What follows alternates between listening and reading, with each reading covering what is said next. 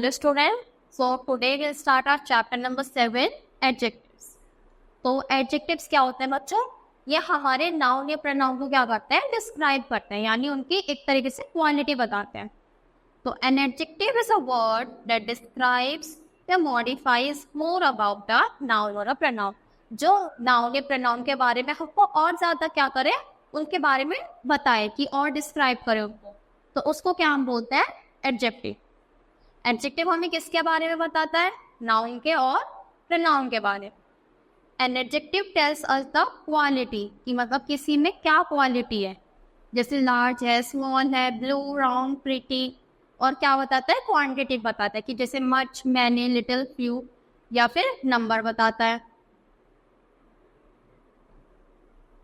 जैसे one first of the noun. तो एक तरीके से हम एडजेक्टिव को क्या बोल सकते हैं? एडजेक्टिव क्या होता है?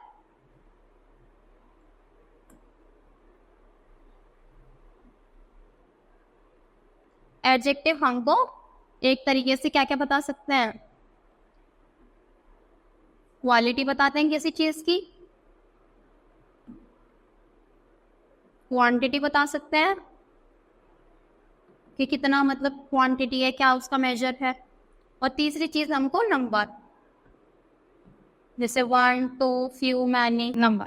तो ये सब किस में आएंगे? हमारे एडजेक्टिव में. देखो अब हमारे कितने तरह के एडजेक्टिव्स होते हैं. तो पहला होता है हमारा एडजेक्टिव ऑफ क्वालिटी, मतलब किसके अंदर क्या क्वालिटी है. An adjective of a quality shows the quality of a person, animal और थिंग.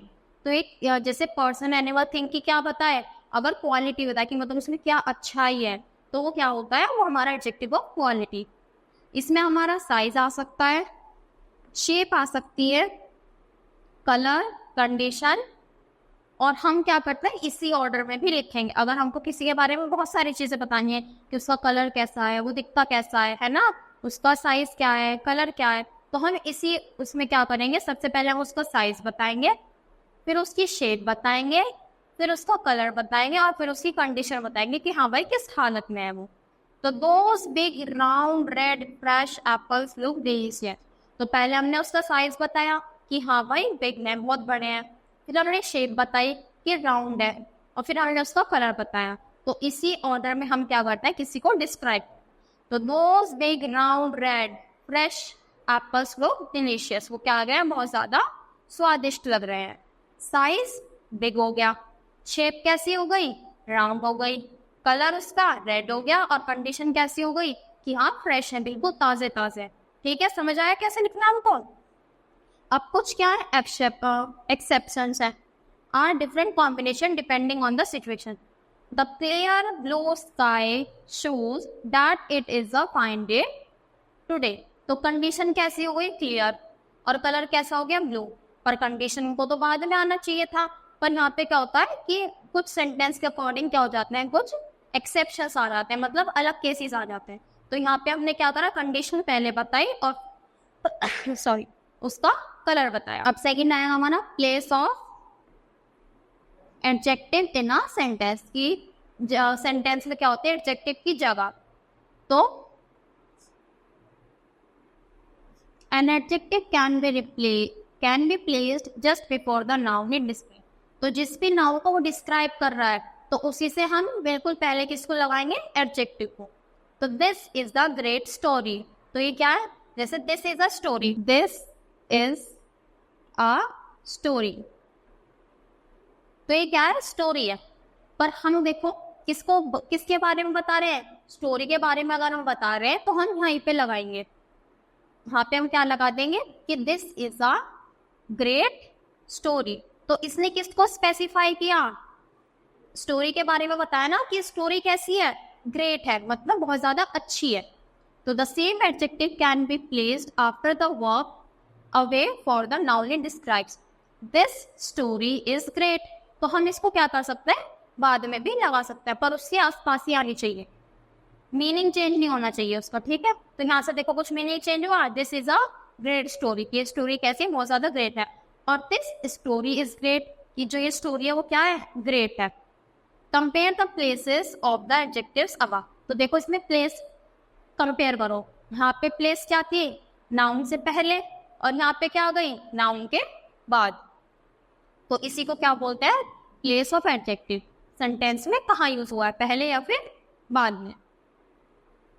अब आता है हमारा प्रॉपर एडजेक्टिव्स। प्रॉपर एडजेक्टिव क्या होंगे?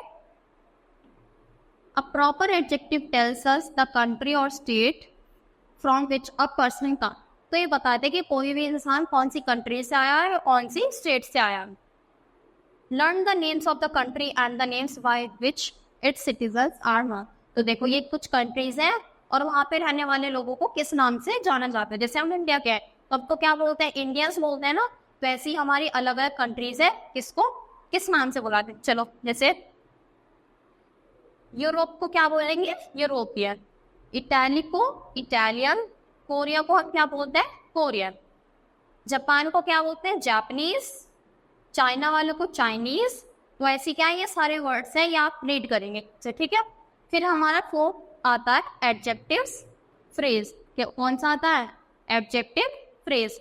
और फ्रेज क्या बताया था आपने, पिछले चैप्टर में रीड करा था ना, कि फ्रेज क्या होता है, ग्रुप ऑफ वर्ड्स होता है, पर वो हमको पूरा कंप्लीट सेंस नहीं बताते।